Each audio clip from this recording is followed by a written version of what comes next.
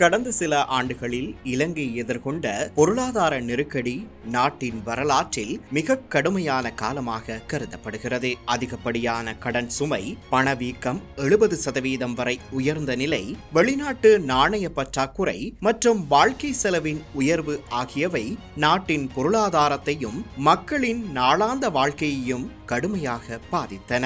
ஆனால் இன்று அந்த சவால்களை தாண்டி இலங்கை மீண்டும் நிலைத்தன்மையை நோக்கி நகர்ந்து கொண்டிருக்கிறது. அனுரகுமார திசாநாயக்க தலைமையிலான தேசிய மக்கள் சக்தி அரசாங்கத்தின் கீழ் நடைமுறைப்படுத்தப்பட்ட பொருளாதார சீர்திருத்தங்கள் மற்றும் கட்டுப்பாடான நிதி கொள்கைகள் இந்த மாற்ற பயணத்திற்கு புதிய திசையை வழங்கியுள்ளன. சர்வதேச நாணய நிதியம் நிர்வாக இயக்குனர் டாக்டர் கிறிஸ்டலினா ஜியோர்ஜிவா சமீபத்தில் தெரிவித்த முக்கியமான கருத்து இலங்கை உறுதியாக வெற்றியின் பாதையில் உள்ளது என்பதாகும். IMF-இன் மதிப்பீடின்படி 2024ஆம் ஆண்டில் இலங்கையின் பொருளாதார வளர்ச்சி சுமார் 5% அளவில் பதிவாகியுள்ளது.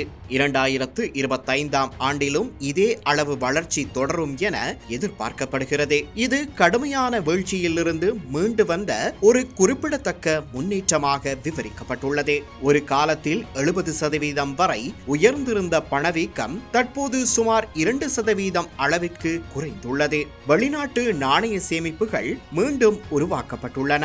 வரி வருவாய்கள் எதிர்பார்ப்புகளை விட அதிகமாக உயர்ந்துள்ளன. இவை அனைத்தும் பொருளாதார நிலைத்தன்மை மீண்டும் உருவாகி வருவதை காட்டுகின்றன. IMF நிர்வாக இயக்குனர் மேலும் குறிப்பிடுகையில், இலங்கை அரசு மேற்கொண்ட சீர்திருத்தங்கள் பொருளாதார நிலைமையை சீராக்க முக்கிய பங்காற்றியுள்ளதாக கூறினார். குறிப்பாக நிதி ஒழுங்கு, வருவாய் அதிகரிப்பு முயற்சிகள், கடன் மறுசீரமைப்பில் ஏற்பட்ட முன்னேற்றம் ஆகியவை பொருளாதாரத்தை மீண்டும் நம்பகமான பாதைக்கு கொண்டு வந்துள்ளதாக அவர் தெரிவித்தார். இருப்பினும் இந்த மீட்பு இன்னும் ஆரம்ப நிலையில் இருப்பதால் கவனமாக முன்னேற வேண்டும் என்றும் சீர்திருத்தங்கள் தளராமல் தொடர வேண்டும் என்றும் IMF வலியுறுத்தியுள்ளது.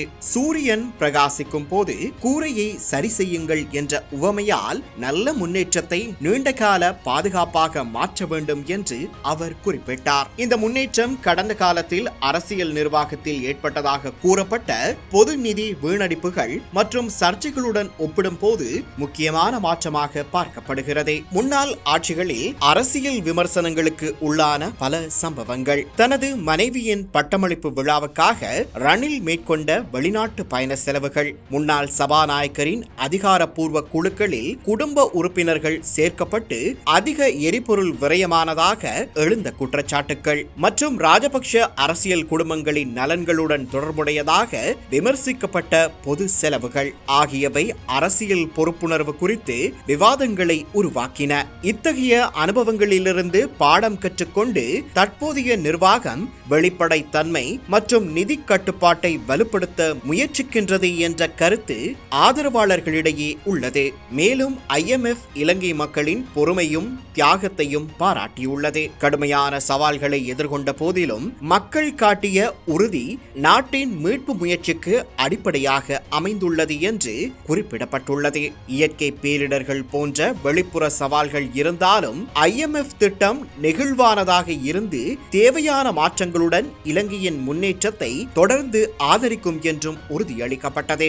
இன்று இலங்கை ஒரு புதிய திருப்பு முனையில் நிற்கிறது. கடந்த கால நெருக்கடிகள் பாடமாக மாறி புதிய தலைமையின் கீழ் பொருளாதார நிலைத்தன்மை, சமூக நீதி மற்றும் நீண்டகால வளர்ச்சி நோக்கி பயணம் தொடங்கியுள்ளது. இந்த பயணம் இன்னும் தொடர்கிறது. ஆனால் உலகம் இன்று இலங்கையை மீண்டும் எழுந்து நிற்கும் ஒரு நாடாக காட்ட ஆரம்பித்துள்ளது. சிதைந்த எமது தாயகம் மீளெழுச்சி பெற உறுதுணையாக நிற்போம்.